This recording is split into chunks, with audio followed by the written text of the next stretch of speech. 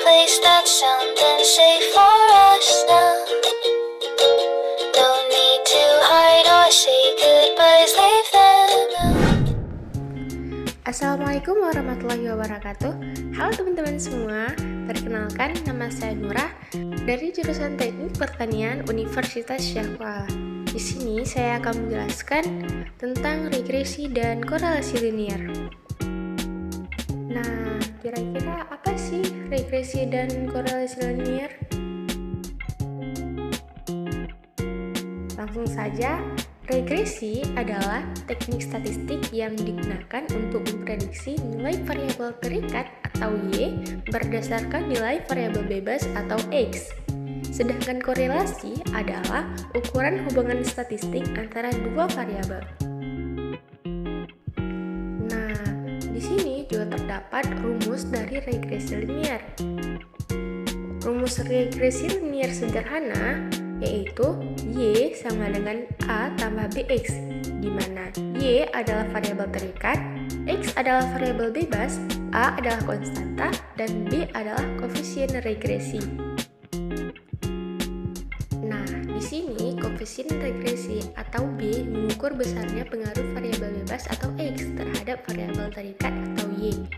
Nilai koefisien regresi positif mengindikasikan hubungan positif antara variabel X dan Y, yaitu peningkatan nilai X akan menyebabkan peningkatan nilai Y. Nilai koefisien regresi negatif mengindikasikan hubungan negatif antara variabel X dan Y, yaitu peningkatan nilai X akan menyebabkan penurunan nilai Y. Nah, selanjutnya, pada korelasi linier terdapat nilai yang berkisar antara -1 hingga 1. Yang pertama, nilai korelasi linier positif mengindikasikan hubungan positif antara variabel X dan Y. Yang kedua, nilai korelasi linier yang negatif mengindikasikan hubungan negatif antara variabel X dan Y. Dan yang ketiga, nilai korelasi linier mendekati 0 mengindikasikan tidak adanya hubungan linier antara variabel X dan Y. Nilai korelasi linier yang mendekati 1 mengindikasikan hubungan linier yang kuat, dan sebaliknya, nilai korelasi linier yang mendekati 0 mengindikasikan hubungan linier yang lemah.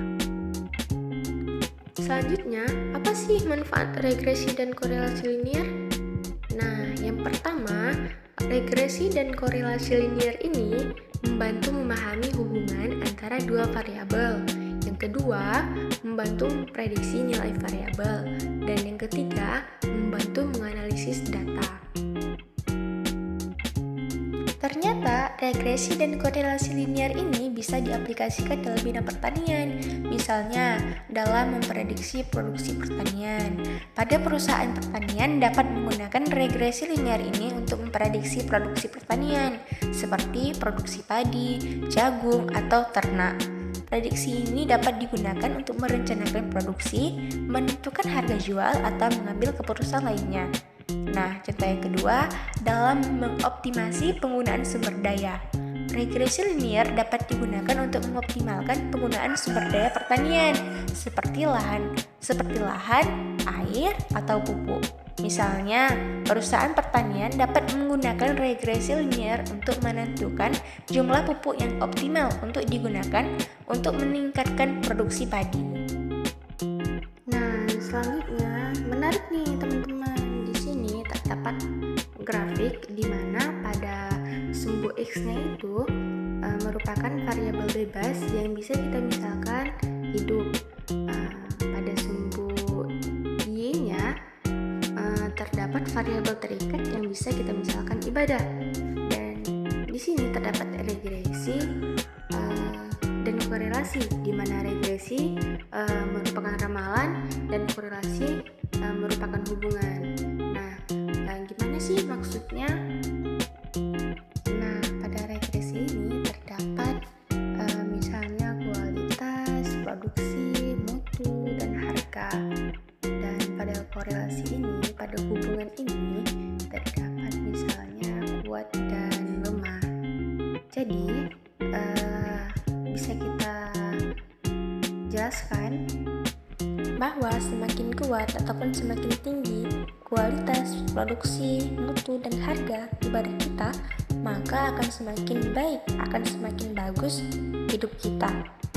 Begitu juga sebaliknya, semakin lemah, semakin menurun kualitas, mutu, produksi, dan harga ibadah kita, maka akan semakin buruk hidup kita. Next, kesimpulannya adalah yang pertama, regresi dan korelasi linear adalah teknik statistik yang penting untuk mempelajari pola dan mengukur hubungan statistik antara dua atau lebih variabel. Yang kedua, regresi linear dapat digunakan untuk memprediksi nilai variabel terikat berdasarkan nilai variabel bebas. Dan yang ketiga, koefisien korelasi linear dapat digunakan untuk mengukur kekuatan hubungan linear antara dua variabel. Terima kasih telah menonton video ini, semoga bermanfaat. Lebih dan kurang saya mohon maaf. Wassalamualaikum warahmatullahi wabarakatuh.